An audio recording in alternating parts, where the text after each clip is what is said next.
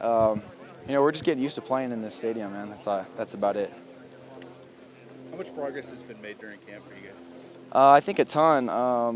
Cleaning it up, getting everything installed. Obviously repetition, preparation makes perfect, and so it's been a really good camp for us so far. You had a good run with your shoulder, a lot of throws this fall camp. How's it feeling at this point? Really good, yeah, really good. I mean, just like normal, nothing you got to think about. So. You got 8 days till your first game, and it's here against Utah. How are you guys feeling about that? Exciting, man. Amazing opportunity to be in our home stadium right here with our fans, and I know the guys are ready to go. I know we've prepared for this. You guys came out hot last year. How can you keep that going again this year? Yeah, just doing the same thing. Just executing the plays one by one. Zach, you mentioned pressure and that you kind of soak it in and learn from it. Now that it is winding down and it is getting so close, does the pressure excite you? Does it fuel you, or are you still just chilling? Yeah, I mean, pressure is one of those things that's always going to be there, no matter what situation you're in, especially being a quarterback. There's always pressure being a quarterback. And I think that's where preparation really does come in. I really think, I know one of these sayings our coaches had is preparation brings swagger. And, I completely think that's true, right? If you've been in the film room and, you've been doing your job in practice and giving 100% and you can see that you're making plays and the team's making plays, you guys are moving the ball well, then it gives you that confidence and that pressure kind of starts to fall off. Cool. Your mom said you watched the Utah game 100 times. Oh, yeah. I mean, I've watched ours so many times. I've watched the last couple seasons tons of times. Just trying to get used to it. What did you learn from that experience, watching that so much? Yeah, just needing to finish. I mean, I think the momentum shifted. I think that's something we've got to keep on our side, especially in the second half. It's kind of how you start the second half. We didn't start the second half great. I had mistakes, of course. I got to clean up, and that's definitely the goal.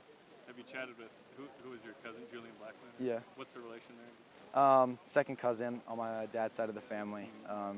Distant, but we've known each other ever since we were little and stuff. And, we haven't talked since this last year, so. Haven't talked since last year's game? Yeah, so be good. No chatter in the next 8 days? Yeah, nothing crazy. Are you guys sick of hearing about the streak? I mean, the streak's not us. I mean, I'm not too worried about it because, I wasn't here when we lost, however many games it was. But, it's a new team, new time, new players, new coaches, all that same stuff. And so, we don't really worry about the streak.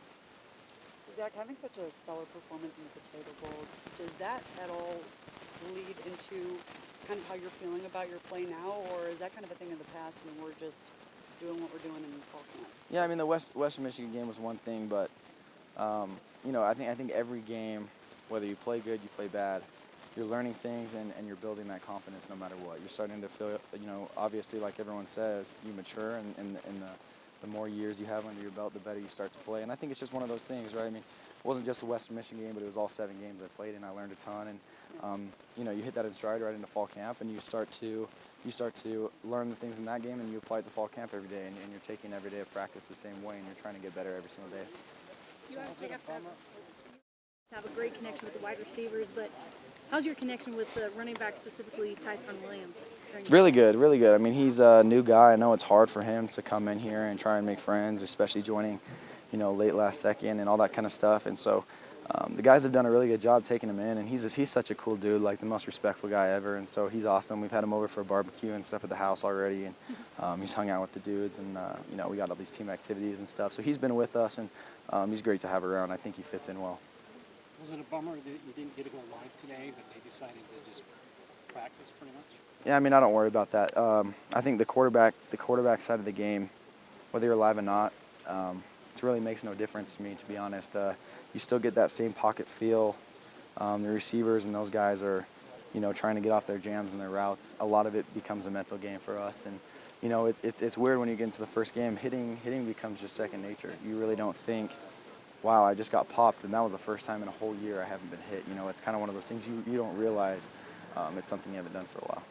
Zach, what was it like having that? It was awesome. I mean, I was locked in and glued in what she was saying, and it was so cool to just hear some of her past stories with Coach Edwards. And, I like stepped back and took a look around, and all the guys around me, had a little grin on their face, and they were all just dialed into what she was saying too. And it was really cool, her belief and the confidence in this team and her love for BYU football. Does that change perspective perspective? I mean, this is his house. He built it, basically. Does that change anything at all, or is it just that depth and breadth of understanding the traditions that came before you? Yeah, it's just understanding those traditions and what BYU football is all about. Talking about what it takes to be great at this program, and how every player needs to give their all, and what it takes for us to be a team, and everyone's got to contribute to that. And so it's really cool just to have a refresher from her, just to know what it takes to be a good football team here. One of those guys you work with has been giving us all those cans and really impressing. Dax Milne, yeah. Yeah, what is it about Dax? What has he been doing over the last month that's been so impressive? We've been hearing a lot from coaches. Yeah. Dude's a stud. He's just bought in. I mean, that dude's got a chip on his shoulder. Came in as a walk-on, turned down other opportunities to take a scholarship, and he comes in like he's got nothing to lose. That dude's, he's got some, crazy athletic ability of being super quick. I used to run track. He's one of my best friends. Me and Dax grew up together, and so, I knew him coming in. This dude was going to prove something, and so I'm really proud of how far he's come. Stepping up, I really think he's just bought in. He's one of those guys that's going to do the extra work. He's going to make sure he's doing his part, and he doesn't really care what other people think.